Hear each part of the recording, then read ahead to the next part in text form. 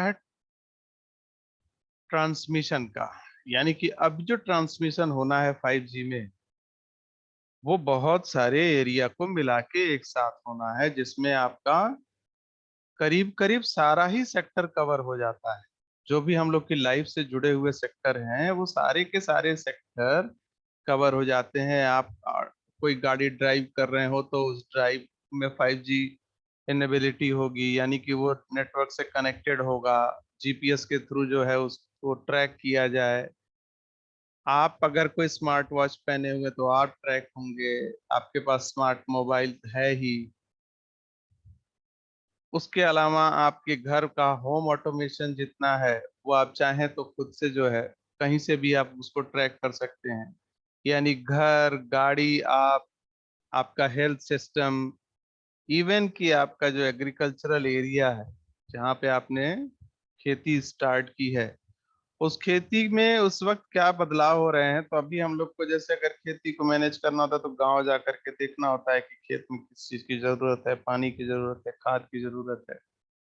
आने वाले समय में क्या होगा कि अगर प्रॉपर तरह से सेंसर लगा दिए जाएं, कोई उसमें छेड़छाड़ ना करे, कोई उसको चुरा के ना ले जाए, तो उन सेंसर्स और सीसीटीवी कैमरे के थ्रू आप घर से भी अपने खेत को इजीली वॉच कर सकते हैं, ऑपरेट करा सकते हैं बहुत सारी चीजों को। आप घर पे बैठे हैं, आपका जो खेत है वो अगर सीसीटीवी कैमरे से देखा जा रहा है, वहां पे सेंसर्स लगे हुए हैं, तो उसके थ्रू अगर हाई डेफिनेशन कैमरा है तो आप देख सकते हैं कि तैयार हो गई है, या फसल को पानी की जरूरत है या खाद की जरूरत है। तो उस कंडीशन में आप जो है उनको प्रॉपर सिग्नल दे करके यहाँ से ऑपरेट करा सकते हैं। जैसे मान लीजिए कि आप गोरखपुर में हैं और आपका घर जो है वो देवरिया में है, लेकिन 5G से जुड़ा हुआ है। हम 5G के एनवायरनमेंट की बात कर रहे हैं। और अब आपको अपने खेत में ऐसा लगता है कि खाद या कीटनाशक दवा का छिड़काव करने की जरूरत है, कुछ रोग लगे हुए हैं, ऐसा आप देख पा रहे हैं कैमरे के थ्रू। अब वो सिचुएशन को जरा विजुअलाइज करिए कि अगर आपके पास ड्रोन कैपेबिलिटी है, उस ड्रोन को आप वहां पे आइदर किसी को मैसेज दे करके, या खुद से अगर उस रेंज में है जिसमें आप खुद उस ड्रोन को फ्लाई करा सकते हैं, तो आप किसी कंटेनर में जो उस ड्रोन को के साथ अटैच करके उड़ाया जा सकता हो, उसमें वो इंसेक्टिसाइड भर के आप अपने खेतों के ऊपर उसका छिड़काव कर सकते हैं। या एक तरीका ये है कि हम किसी को वहां मैसेज दें, वो वहां पे ड्रोन को वहीं पे फ्लाई कराएं, यानी कि वो ऑपरेटर वहां पे ही हो, और आप अपने सीसीटीवी से चेक कर सकते हैं कि आपके खेतों में प्रॉपरली छिड़काव हो रहा है कि नहीं। एक और कंडीशन इस तरह की आ सकती है कि मान लीजिए फसल तैयार होगी और फसल को कटना है, तो नॉर्मली होता क्या है कि जब फसल कटती है तो फिर बुलाया जाता है कि आप आइए, फसल कटने वाली है, या कंबाइंड मशीन वहां पहुंच चुकी है, इस तरह का। तो फिर वहां जा करके देखना होता है कि एक्चुअल में कट रही है, कितना नुकसान कितना फायदा हो रहा है, प्रॉपरली उसको सैक में भरा जा रहा है या नहीं, या उसको सही तरह से जो है ट्रैक्टर ट्रॉली में भर के घर पे लाया जा रहा है नहीं। अभी अगर ये सब कुछ 5G से जुड़ा हो, तो 5G के थ्रू क्या है कि आप अपने घर से बैठ करके किसी लैपटॉप, पीसी या मोबाइल के थ्रू वहां पे चल रहे सारे प्रोसेस पे नजर रखते हैं। Either through the camera installation in the machine itself, जिस कंबाइंड मशीन से कटिंग हो रही है उसमें कैमरा लगा हुआ हो, उसके थ्रू देख सकते हैं, या नियर बाई किसी प्लेस पे कैमरे को इंस्टॉल करके। साथ ही साथ आप चाहें तो उसको प्रॉपर इंस्ट्रक्शन भी दे सकते हैं कि भाई इस तरह से यहाँ पे इतना काटो, यहाँ छूट रहा है, यहाँ पे इस तरह से कट करना है, कैसे जो है कटने के बाद फसल को रखा जा रहा है, उसको प्रॉपर स्टोर कैसे करना है, ये सब कुछ आप चाहें तो कंट्रोल कर सकते हैं। तो अब वो दृश्य कह लें, या ये एक विजन जो हम लोग सोच रहे हैं, वो बहुत दूर नहीं है जब ये सब चीजें हम लोग को होती हुई दिखेंगी through the advancement in technology. तो मैन पावर का रिड्यूस होगा, मैन पावर कम होंगे, और मशीन्स जो हैं वो ज्यादा यूज होंगी। तो मशीनाइज्ड या मैकेनाइज्ड कह लें एग्रीकल्चर, तो मैकेनाइज्ड प्रोसेस अब स्टार्ट होंगे, इंडस्ट्री में स्टार्ट हो चुका है, मशीनों के थ्रू ही असेंबली होती है। यानी नट बोल्ट जितने भी टाइट होते हैं, एयर प्रेशर, हाइड्रोलिक मशीन, सब आप देखेंगे बड़े बड़े जो है, जहाँ पे ऑटोमोबाइल बन रहे हैं या गाड़ियां बनती हैं, तो वहां पे मशीन में नट बोल्ट टाइट करने के लिए आदमी का यूज नहीं करते, लेबर का नहीं यूज करते। अब वो मशीन है, उसके आगे वो पैनल पहुंच जाते हैं और उनको पता है कि इस जगह पे ये स्क्रू लगना है, वो रोबोटिक हैंड बने हुए हैं, वो रोबोटिक हैंड उसको उतना ही टाइट करके, जितना प्रॉपरली उनको ऑप्टिमम टाइट करना है, टाइट करके सारे स्क्रू और नट बोल्ट्स फिर आगे को भेज देते हैं, फिर वहां पे दूसरा वर्क होता है। इसलिए एक कार को बनने में जो पहले ज्यादा समय लगता था, अब वो समय कम हो गया, क्योंकि मशीनों के थ्रू। अच्छा, मशीनों में दूसरी खास बात क्या है कि उनको पानी पीने की जरूरत नहीं होती है, सब पीने की जरूरत नहीं होती, तो बहुत सारी इफिशियंसी उनकी इंक्रीज होती है। एक बार अगर वो स्मूथ वर्किंग कर रही है, उनके पार्ट सही हैं, आपने रेगुलरली उनका मेंटेनेंस किया हुआ है, तो वो ज्यादा देर तक काम करती हैं। ये सारे फायदे तो हैं। ऑल्दो कि आने वाले समय में मैन पावर यानी मैन को जो जॉब मिलनी है वो उनको ही मिलेगी जो स्किल होंगे, यानी वो जो इन मशीन को ऑपरेट कर सके। तो वो समय अब आएगा जब आपके पास प्रॉपर स्किल होनी चाहिए कि इन मशीन को हैंडल करने की, इनको किस तरह से प्रोग्राम करना है, क्योंकि कोई भी मशीन, कोई भी चीज, जैसे नट बोल्ट को ही टाइट करने की बात है, तो पर्टिकुलरली इसमें एक प्रोग्रामिंग की गई होगी कि भाई इसको इस तरह से सिग्नल दो, इस तरह से प्रोग्राम करो कि ये इसको ऑपरेट करा ले। तो ये सब कुछ आने वाली टेक्नोलॉजी पे है, और ये उन्हीं टेक्नोलॉजी पे है जिसमें अभी आप लोगों ने तीन चार टेक्नोलॉजी पढ़ी है इसमें। इंटरनेट ऑफ थिंग्स के थ्रू हम लोगों ने देखा था स्मार्ट सिटी का कॉन्सेप्ट क्या होगा, इंडस्ट्रियल आईओटी क्या होगा, क्लाउड कंप्यूटिंग के थ्रू हम लोगों ने देखा कि प्लेटफॉर्म्स कितने सारे बन जाएंगे। तो एक एग्जांपल वहां भी हम लोगों ने लिया था पिज्जा बनाने का, देखा था कि करीब करीब 5 पॉसिबिलिटी बनती है। एक पॉसिबिलिटी में तो आपको कुछ भी नहीं करना, सिर्फ ऑर्डर करना होता है, पिज्जा आपके घर डिलीवर हो जाता है। दूसरे में देखा था कि कुछ चीजें लेकर के जानी होती है, प्लेटफॉर्म वहां पे रहता है, किचन रहेगा, सब कुछ रहेगा, इंग्रेडिएंट्स रहेंगे, आप जाइए बना लीजिए चले आइए। तो इस तरह का एडवांसमेंट होगा। तो क्लाउड कंप्यूटिंग में यानी कि सॉफ्टवेयर बना बनाया मिल जाए। एक कंडीशन है कि आप बनाइए, एक कंडीशन है कि आपको कुछ करना ही नहीं है, सब कुछ जो है वो सिस्टम करके दे देगा।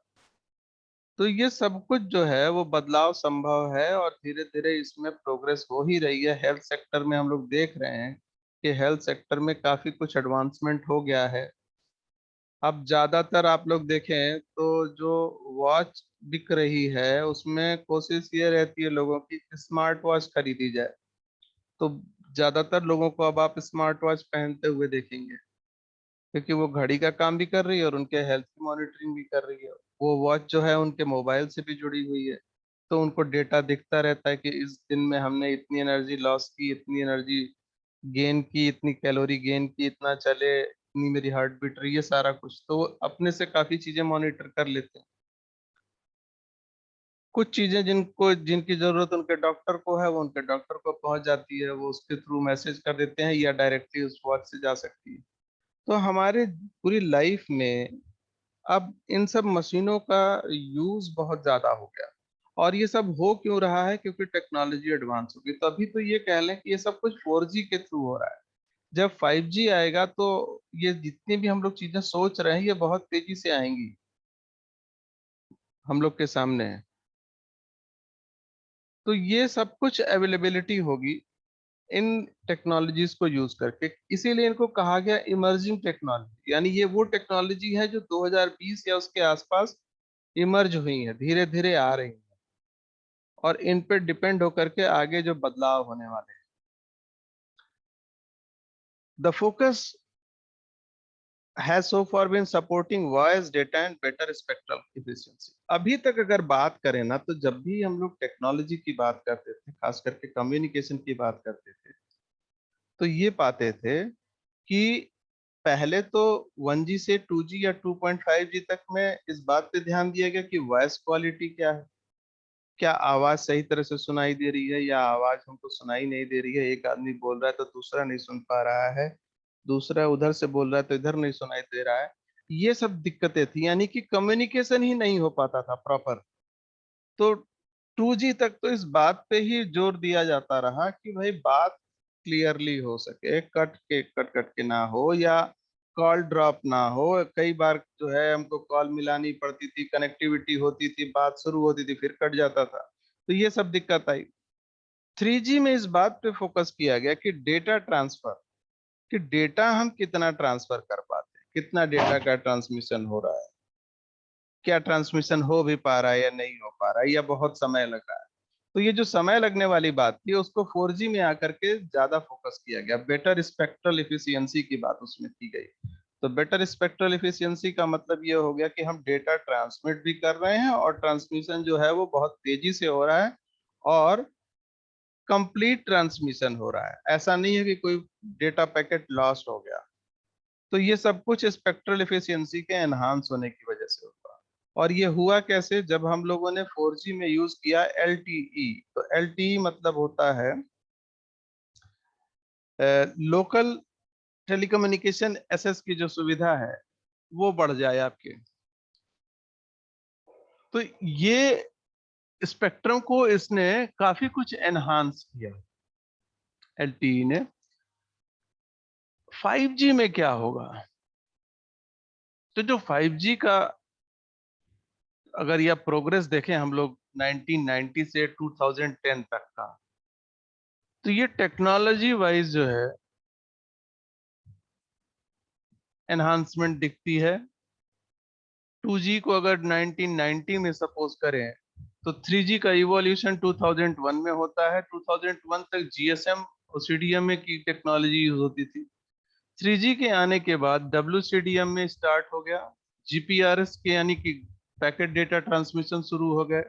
फिर एज आया, 3G में एज लिख करके आता था। 3G सिम अगर आपने यूज किया तो उसमें लिख के आता था EDGE एज, छोटे स्मॉल लेटर्स में। फिर HSPA 2005 में आ गया, जिसमें अब आप देखेंगे तो ग्रेजुअली स्पीड बढ़ रही है। GPRS में 114 kbps, WCDM में 384 kbps।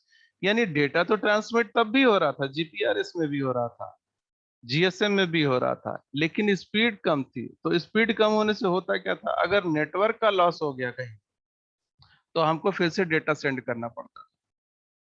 तो जो कि डेटा सेंड होने में समय ज्यादा लगता था, तो ये पॉसिबिलिटी हमेशा बनी हुई थी कि अगर डेटा का ब्रेक होता है तो हमको फिर से डेटा ट्रांसमिट करना पड़ेगा, कि इनकम्प्लीट ट्रांसमिशन हो जाता था।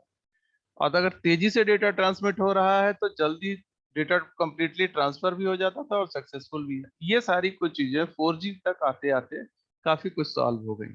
तो नियरली अगर आप देखें तो 1990 से लेकर 2010 यानी 2 डिकेड, तो ये 2 डिकेड यानी 20 वर्षों में हुआ बदलाव है। अब 2010 के बाद 4G और अब 2021 के बाद जब 5G का है, तो 4G और 5G मिलकर के कितना ट्रांसमिशन होगा ये हम लोग को देखना है, कि पिछले 10 साल यानी 2010 के बाद से अभी तक क्या बदला, कितनी तेजी से जो चीजें बदली हैं हम लोगों की मोबाइल की फील्ड में। अगर मोबाइल के अप्लायंसेस देखें उसमें और टेक्नोलॉजी में देखें तो दोनों ही तरफ से, यानी मोबाइल जो हैंडसेट आ रहे हैं उनमें आए हुए बदलाव को देखें, और जो टेक्नोलॉजी यूज करके ये बनाए जा रहे हैं, जिन पे ये काम कर रहे हैं, उनके बदलाव को देखें, तो दोनों में हम लोग को बहुत डिफरेंस दिखता है कि बहुत तेजी से बदलाव हुआ है। और ये और तेजी से होने की उम्मीद है, क्योंकि सडनली टेक्नोलॉजी फिर चेंज हो रही है। 4G से चेंज हो रही है 5G में, और जो प्रोडक्शन है मोबाइल का वो भी चेंज हो रहा है, क्योंकि वहां पे प्रोडक्शन में भी टेक्नोलॉजी का बदलाव है। और जिस प्रिंसिपल पे वर्क करना है वो टेक्नोलॉजी का भी बदलाव है। तो दोनों तरफ बदलाव हो रहा है। हैंडसेट के बनने में बदलाव, तो आपको ट्रांसपेरेंट हैंडसेट देखने को मिलेंगे, सेमीकंडक्टर मटेरियल्स बहुत एडवांस होते हुए दिखेंगे। तो फंक्शनैलिटी मोबाइल की चेंज होगी, प्लस जिस नेटवर्क को यूज करके वो काम करेगा वो नेटवर्क भी अब एडवांस होगा। तो काफी तेजी से इसमें बदलाव देखने को मिलेगा। अगर 2G से लेकर के अभी तक के आर्किटेक्चरल हम लोग चेंज की बात करें तो बहुत ज्यादा चीजें बदली नहीं। 2G से लेकर के अभी तक LTE यूज हुआ, लेकिन जो नेटवर्क एरिया था वो अभी भी करीब करीब वही है। तो आपने देखा होगा कि जो टावर्स हैं, वो टावर की संख्या बढ़ गई। हाँ, ये जरूर हुआ कि पहले के टावर और अभी के टावर का स्ट्रक्चर थोड़ा अब आपको अलग दिखता होगा, अलग शेप और साइज का दिखता होगा, लेकिन नंबर ऑफ टावर्स बढ़े, थोड़ा बहुत परिवर्तन उनके शेप में आया, पर टेक्नोलॉजी वाइज उन्होंने कोई बहुत ज्यादा चेंज नहीं किया। पर 5G में ये चेंज क्यों दिखेगा? क्योंकि 5G खुद ही कह रहे हैं कि ये वायरलेस होगा, तो वायर्ड नहीं होगा। इवन कि ये फाइबर की भी बात नहीं कर रहे कि हम फाइबर को भी यूज नहीं करेंगे। वायरलेस यानी कंप्लीटली वायरलेस होगा वो, कोई भी वायर्ड कनेक्शन को यूज नहीं करेगा। तो आर्किटेक्चरल डिफरेंस तो यहीं पे आ जाएगा कि इनसाइड कनेक्शंस जो भी होंगे वो वायर्ड नहीं होंगे, वो सारा का सारा जो कम्युनिकेशन होगा एक पार्ट से दूसरे पार्ट में वायरलेसली होगा, यानी कि इधर ब्लूटूथ से होगा या वाईफाई से होगा या कुछ और जिगबी मॉड्यूल यूज करके होगा। इन सारे मॉड्यूल्स को यूज करके डेटा ट्रांसफर होंगे 5G में। मोबाइल ट्रैफिक की बात करें तो हम लोगों ने बिट सुना है, बाइट सुना है, किलोबाइट सुना है, मेगाबाइट सुना है, टेराबाइट तक सुना है। बात ये किसकी कर रहे हैं? Exabytes per month. 2016 तक पर मंथ कितनी यूज होते थे? 7 एक्साबाइट्स तक। 21 में यूजेस बढ़ के कितने हो गए? 49 EB। यानी कि ये वो डेटा है जो कस्टमर्स यूज करते हैं इंटायर नेटवर्क को, आइदर जियो, एयरटेल, जितने भी हैं उनके जो यूजर्स हैं उनका कंबाइंड डेटा ऐड किया गया। तो अब इतने अमाउंट में डेटा जो है वो यूज होता है। तो पहले का याद करें, जब अगर मोबाइल आप लोगों ने यूज किया हो 10 साल पहले का, तो उस वक्त ऐसे डेटा फैसिलिटी नहीं मिलती थी। 1.5G या 2G का तो पूरे महीने का मिलता था। अभी तो 1.5 GB या 2 GB तक का पर डे का मिलता है, और वो यूज भी कर लेते हैं लोग। तो अगर 1% 2 GB यूज कर लेता है तो आप अंदाजा लगाइए कि इतने लोग हैं, इतने लोगों के द्वारा कितना डेटा यूज होता है। तो उसको इन्होंने कहा एक्साबाइट्स। एक्साबाइट्स होती क्या है? An exabyte is a multiple of byte, which is the unit of file size for storing digital information. Since exa indicates multiplication by the sixth power of 1000, यानी 1000 to the power 6 को कहा exabyte.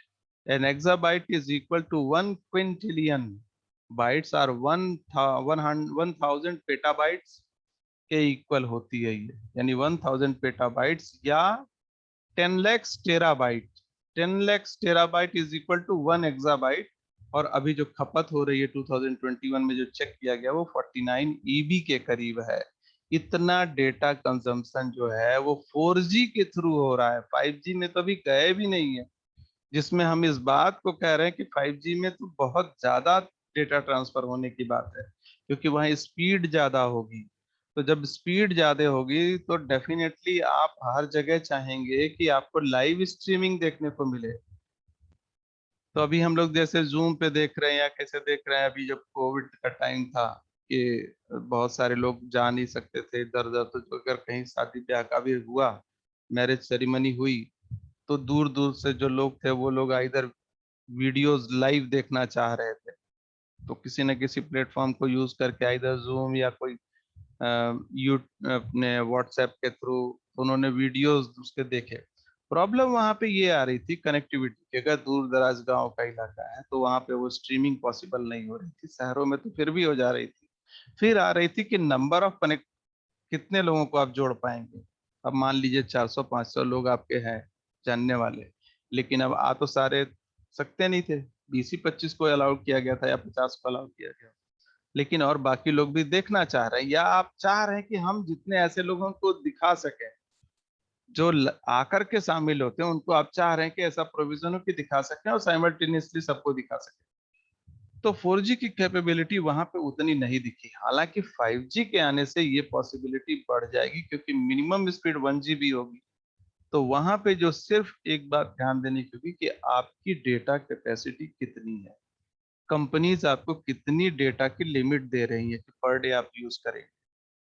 ये उस पर depend करेगा, क्योंकि 1 GB तो 1 second में खत्म होगी, 1 Gbps की तो उसकी स्पीड होगी। तो नेचुरली लाइव स्ट्रीमिंग बहुत अच्छी होगी, क्वालिटी ऑफ स्ट्रीमिंग बहुत बढ़ जाएगी, हाई डेफिनेशन कैमरेज की मांग बहुत बढ़ जाएगी, पिक्चर क्वालिटी एनहांस हो जाएगी। तो जो भी टीवी अभी हम लोग देख रहे हैं ये सब ऑब्सलीट हो जाएंगे। आइदर आप इनको अपग्रेड करिए, अपग्रेड हो नहीं पाएंगे क्योंकि वो कंपोनेंट होंगे नहीं इसमें। इनकी भी एक लिमिट है, जब आप अपने टीवी को ऑन करते हैं ना तो उसमें लिख के आ जाता है कि वो कितने रिजोल्यूशन तक का चलता है। तो उसमें लिखता है 1190x1024 फिर 64 ऐसे लिखा रहता है, यानी कि ये इतने ही क्वालिटी तक के वीडियो को दिखा पाएगा। उससे ज्यादा वाले में आपको 4K में जाना पड़ेगा या 4K से एडवांस में जाना पड़ेगा। तो 4K का मतलब हो गया 1024x4, इतने एबिलिटी का अगर कोई वीडियो है तो वो चल सकता है आपकी। तो स्मार्ट टीवी की रेंज अभी तो यही आ रही है, अल्ट्रा 4K या इसके अराउंड है। तो 5G के बाद जो ये और एडवांस हो जाएगी। तो वो जो हम लोग कभी सोचा करते थे कि हम लोग घरों में इलेक्ट्रॉनिक सामानों का कूड़ा बन जाएगा, तो वो तो दिखता ही है कि अब हम लोग घर में जो है इलेक्ट्रॉनिक सामान कूड़े की तरह धीरे धीरे चेंज होते जा रहे हैं। बहुत सारे मोबाइल फेंके हुए हैं, पीछे के जब पहले के ट्रांजिस्टर कौन यूज कर रहा है, वो सब कैसेट रिकॉर्ड कैसेट वाले जो ट्रांजिस्टर्स थे वो सब अब कोई यूज ही नहीं करता। इवन सीडी ड्राइव्स यूज नहीं हो रही हैं आपके लैपटॉप में, तो सीडी का ही जमाना चला गया, पेन ड्राइव आ गया, छोटी मेमोरी कार्ड सब यूज होते हैं, ब्लूटूथ स्पीकर से यूज करते हैं। आने वाले टाइम में अगर हमको डेटा लिमिट बढ़ा दी जाएगी तो हम लाइव डेटा रखेंगे, क्यों कोई रिकॉर्डिंग रखेगा? यूट्यूब से कोई वीडियोस जो है लाइव स्ट्रीम करेंगे, तो स्टोर करने की जरूरत नहीं। आपकी स्टोरिंग कैपेबिलिटी बढ़ेगी क्लाउड कंप्यूटिंग के थ्रू। तो डिफरेंट डिफरेंट सर्वर्स आ जाएंगे जो कहेंगे कि भाई ठीक है, हम 1 TB की जगह तो आपको दे रहे हैं, आप अपना डेटा हमारे पास स्टोर करके रखिए। 1 1 TB 100 TB 500 TB तक की जो है जगह हम आपको देने को तैयार हैं। इसके लिए अगर आपको हो सकता है 150 200 500 रुपए देने पड़े, आप इतने पैसे दे दीजिए। तो अब आपको भी अपना डेटा सुरक्षित रखने की जरूरत नहीं है, वो कहीं और सुरक्षित हो रहा है किसी और क्लाउड पे। तो उतना स्टोर आप कहीं करके रख देते हैं, आपको स्टोर करने की जरूरत नहीं पड़ती। अभी वो लिमिट कम है। तो ये सब कुछ पॉसिबिलिटी है आगे, तो ऐसा दिखता है कि हो जाएगी।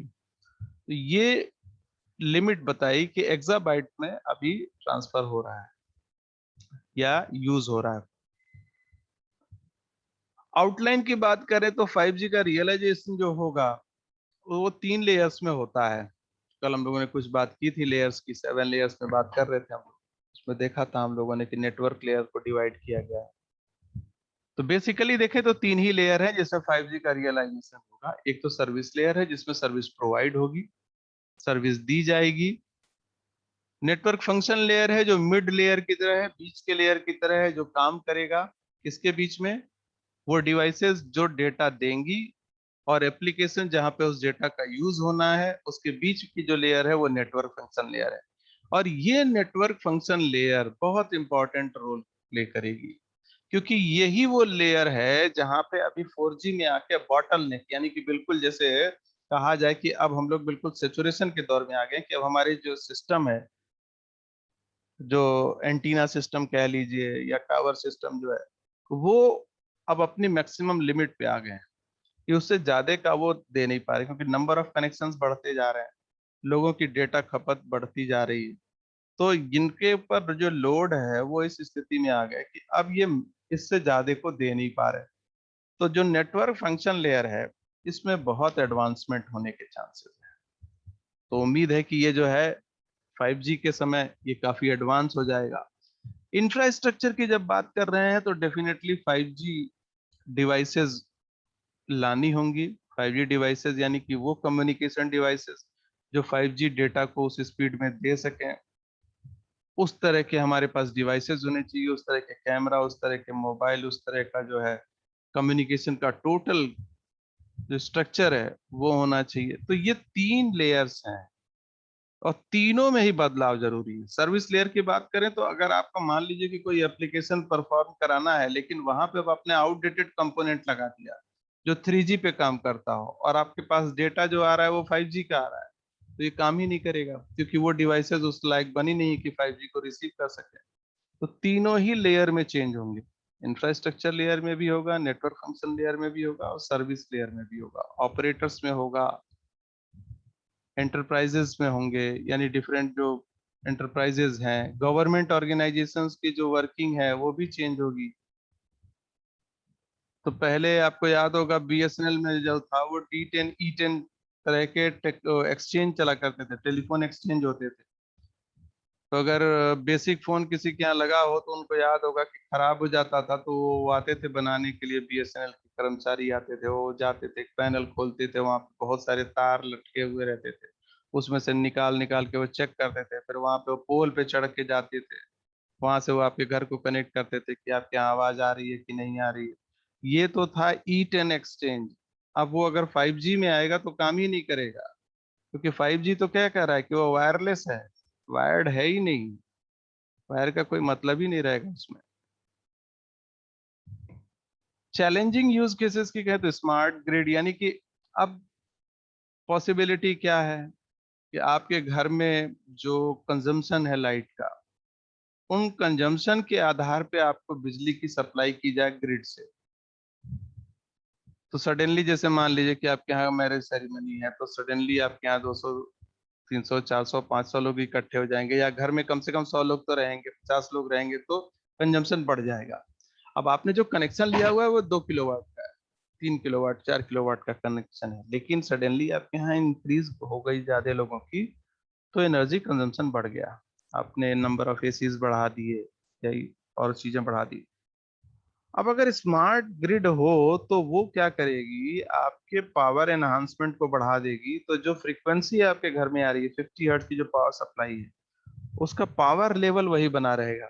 अभी आप देख रहे होंगे गर्मियों में नंबर ऑफ एसीज बढ़ जाने से रात के समय पंखे जो है बहुत धीरे धीरे चल रहे हैं, पावर सप्लाई जो है वो 230 वोल्ट से काफी नीचे आ जा रही है, तो कहीं कहीं तो ट्रिप कर जाती है, लाइट ही चली जाती है।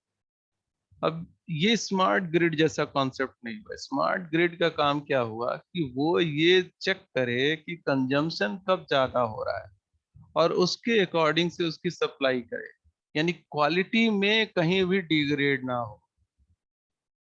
तो इंटरनेट ऑफ थिंग्स आईओटी के थ्रू 5G को यूज करते हुए इन चीजों का काम किया जाएगा, इन चीजों पे वर्क होगा, और फिर कंप्लीट सिस्टम में बदलाव होगा।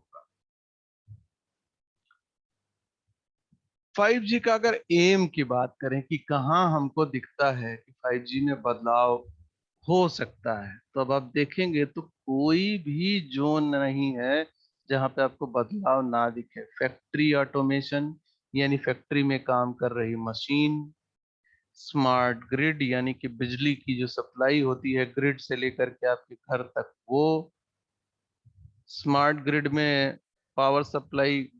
स्मार्ट ग्रिड में भी ये काम चल रहा है कि क्या पावर सप्लाई वायर्ड या वायरलेस हो सकती है क्या, इस पे भी बहुत काम कर चल रहा है कि क्या ऐसी भी पॉसिबिलिटी है कि बगैर तार के बिजली की सप्लाई हो। तो अभी तो आप लोग सोचेंगे इलेक्ट्रॉन्स प्रोटॉन्स ये सब तो तारों में जाते हैं, कैसे ऐसे सप्लाई होगी, पर वो पॉसिबिलिटी भी सोच रहे हैं, और इस पे भी काम चल रहा है कि मैग्नेटिक इंडक्शन से कैसे पावर जनरेट की जाए। यानी एक टावर जैसे मोबाइल का है और दूसरा टावर मोबाइल का लगा होता है, उसके बीच में सिग्नल कम्युनिकेट होते हैं, वैसे ही क्या इलेक्ट्रिकल सिग्नल भी कम्युनिकेट होंगे क्या, कि एक टावर से दूसरे टावर तक बिजली अपने आप जो है वो ट्रांसमिट होगी मैग्नेटिक इंडक्शन के थ्रू। तो इस पर वर्क चल रहा है। आपने देखा होगा कुछ बुलेट ट्रेन जो होती है ना, वो कनेक्ट नहीं होती, उनके जो ऊपर जो टर्मिनल होता है जैसे जापान वापान में है, वो ऊपर तार से नहीं कनेक्ट होता, वो पटरी होती है मैग्नेटिक, उसको मैग्नेटिक लेविएशन ट्रेन बोलते हैं। वो पटरी से थोड़ी ऊपर चलती है बिल्कुल हवा में, यानी रेल का जो ट्रैक है और ट्रेन उसके बीच में मैग्नेटिक फील्ड हो जाती है, और उस मैग्नेटिक फील्ड से उनको जो है पावर मिलती है, जिसकी वजह से वो इतनी स्पीड में चलती है। वो पॉसिबिलिटी है ही नहीं कि वो किसी ट्रैक पे इतनी स्पीड में चले, क्योंकि फिर क्या होगा, ट्रैक पे इतनी स्पीड में जब चलेंगी तो उनके बीच में फ्रिक्शन होगा और हीट बहुत ज्यादा जनरेट हो जाएगी। तो उससे बचाने के लिए इस टेक्नोलॉजी का यूज कर रहे हैं, तो कुछ ऐसा ही टेक्नोलॉजी फिर इसमें भी लाने वाले हैं। रिमोट ऑपरेशन से एनहांस हो जाएंगे, ऑफिस स्मार्ट ऑफिस की तरह। अब स्मार्ट ऑफिस तो कह लें तो भाई, अब जो वर्क फ्रॉम होम चल रहा है ये करीब करीब एक स्मार्ट ऑफिस जैसा ही कॉन्सेप्ट है, कि अब ऑफिस एक जगह ना होकर के आपका घर ही ऑफिस बन गया है। अब आप घर से जो है अपने ऑफिस का पूरा काम कर रहे हैं। तो ये इसमें और एडवांसमेंट आ जाए, इसकी भी पॉसिबिलिटी है। वीडियोस,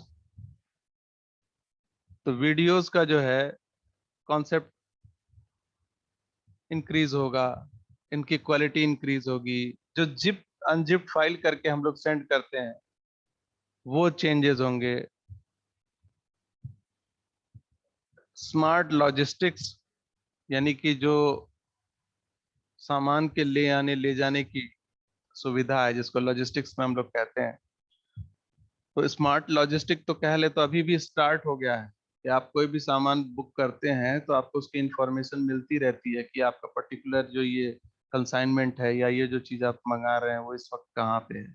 ये हो तो रहा है नेट के थ्रू, कम्युनिकेशन के थ्रू आपको पता लग जाता है कि पर्टिकुलर मेरा ये जो मंगाया हुआ सामान है वो कहाँ पे है। स्मार्ट लॉजिस्टिक्स उसके और आगे की बात कर रहे हैं, यानी कि उस पर्टिकुलर सामान में ही सिग्नल हो और वो सिग्नल करे, यानी उस जो भी आप प्रोडक्ट मंगा रहे हैं उसके खुद के अंदर ऐसी फैसिलिटी हो कि वो कम्युनिकेट कर सके आपको, तो किसी चीज की जरूरत ही नहीं है, आप एग्जैक्ट लोकेशन फाइंड कर सकते हैं। प्लस अगर आपका कोई सामान है, कोई चीज है, उसके साथ कोई छेड़छाड़ होती है तो भी आपको पता लग जाए। तो अभी जैसे अभी इतने होने के बाद भी कार या सब चोरी हो जाती है, इतना सब कुछ सिक्योरिटी रखने के बाद भी, तो हम लोग को क्या है, हम लोग सीसीटीवी कैमरा में फिर जाके देखते हैं भैया कौन लेके गया, कहाँ से लेके गया, ये सारी चीज देखते पुलिस वाले बताते हैं। कुछ जगहों पे अब ये ऑटोमेटिक फैसिलिटी आ गई है कि वो व्हीकल ही खुद अलार्म बजा दे। तो ऐसा होता है कि कोई आदमी टच करता है तो आवाज आती है, वो तो पता है।